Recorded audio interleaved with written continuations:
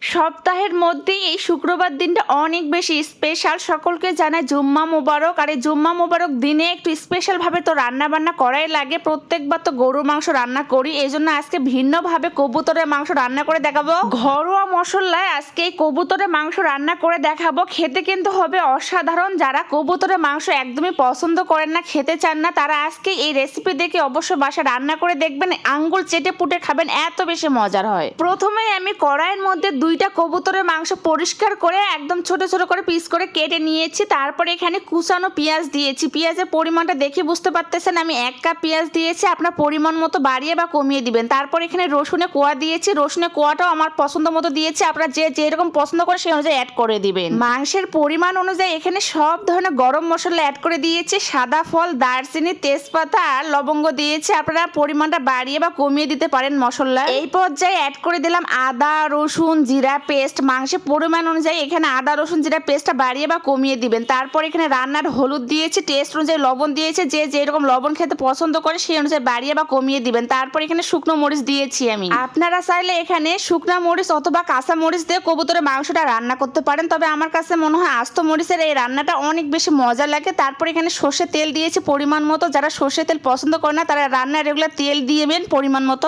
এখন সবগুলো উপকরণ মাংসের সঙ্গে হাতের সাহায্যে মেরিনেট করে রেস্টে রেখে দিব 10 মিনিটের মতো। রেস্টে রেখে দিলে কিন্তু মাংসের মধ্যে সব ধরনের মশলা ঢুকে যায় আর খেতে বেশি ভালো লাগে। যেহেতু আমার হাতে তেমন একটা টাইম ছিল না, এই জন্য আমি ঝটপট রান্না করে নিয়েছিলাম। মাংসটা যখন মেরিনেট করা হবে তখন আমি আগে থেকে আলু খোসা ছাড়িয়ে রেখেছিলাম গোল গোল করে। এটা দেখে বুঝতে পারতেছেন এখানে পরিমাণ মতো আলু দিয়েছি। আমার মাংসের মধ্যে আলুটা অনেক বেশি পছন্দ। কে কে মাংসের মধ্যে আলু অনেক বেশি পছন্দ করেন অবশ্যই কমেন্টে জানাবেন। তারপর আলু পরিমাণ মতো দেওয়ার পর সবগুলো উপকরণ মিক্সড করে নিব ভালোভাবে। এই পর্যায়ে পরিমাণ মতো পানি দিয়ে ঢাকনা দিয়ে ঢেকে আমি চুলার উপরে বসে দিব। আর অতিরিক্ত পানিটা যখন একদম ফুটিয়ে আসবে, কমে যাবে, তখন আমি মাংস ও আলুটাকে কষায় নিব সময় নিয়ে। কবুতরের মাংস যেহেতু খুব দ্রুত সেদ্ধ হয়, এই জন্য আগের ভাগেই আমি এখানে আলুটা অ্যাড করে দিয়েছি। কবুতরের মাংস ও আলু ভালোভাবে সেদ্ধ হওয়ার জন্য আমি একটু সময় নিয়ে অল্প অল্প করে পানি দিব আর কষাই নিব। এটা খুব বেশি সময়ের প্রয়োজন নেই, 8 থেকে 10 মিনিট একটু কষাই নিলে ভালোভাবে সেদ্ধ হয়ে যাবে। এভাবে ঘরোয়া মশলায় একবার হলো কবুতরের মাংস বাসায় রান্না করে দেখবেন। যারা কবুতরের মাংস একদমই পছন্দ করে না তারাও কিন্তু আঙ্গুল চেটে পুটে খাবেন, এত বেশি মজার হয়। যে আপনার হাতে এই রান্নাটা খাবে সে কিন্তু প্রশংসা পঞ্চমুখ হবে আর রেসিপি জানতে চাইবে আপনি কিভাবে রান্না করেছেন।